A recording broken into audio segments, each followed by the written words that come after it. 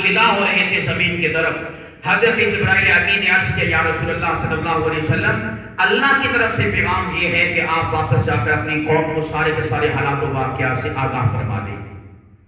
حالات و واقعات کہ مسجد حرام سے اٹھے، وہ مہینوں کی مسافت تھی مسجد اقصی تک، فلسطین تک، وہ میرے مصطفیٰ نے آنن فانن اس مسافت کو طے فرمایا۔ یہ بھی اپنی قوم کو بتانا، انبیاء کی امامت فرمائی، یہ بھی اپنی قوم کو بتانا۔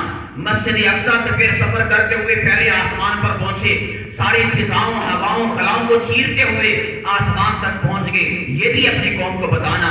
پہلے آسمان پر پہنچے، انبیاء سے ملاقات ہوئی، یہ بھی اپنی قوم کو بتانا۔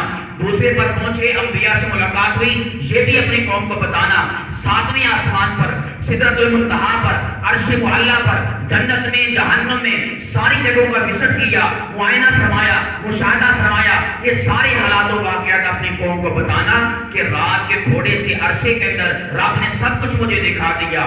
جب یہ بات کہی تو آخری آسمان پر میرے مصطفیٰ نے جبرائیل امین سے کہا، جبرائیل جب اتنی ساری باتیں میں لوگوں کو بتاؤں گا کہ رات کے تھوڑے سے قلیل عرصے میں، لمحے میں رب نے سب کچھ دکھا دیا، تو لوگ میری تصدیق تو نہیں کریں گے، سارے میری تکذیب کر دیں گے، مجھے جھوٹا کہیں گے، مجھے غلط کہیں گے، مجھے مفتری کہیں گے، مجھے فیبریکیٹڈ باتیں تراشنے والا کہیں گے۔ اس موقع پر جبرائیل امین نے کہا تھا یا رسول اللہ آپ پریشان نہ ہو، جب جا کر آپ اپنی قوم کو بتائیں گے، بڑے ساری قوم آپ کی تکذیب کر دے، مگر ایک شخص ہوگا جو ڈنکے کی چوٹ پر آپ کی تصدیق کرے گا۔ جبرائیل نے آخری آسمان پر اس شخص کا جب نام لیا تو نام اس طرح لیا تھا یا رسول اللہ اس کا نام ابو بکر صدیق ہوگا۔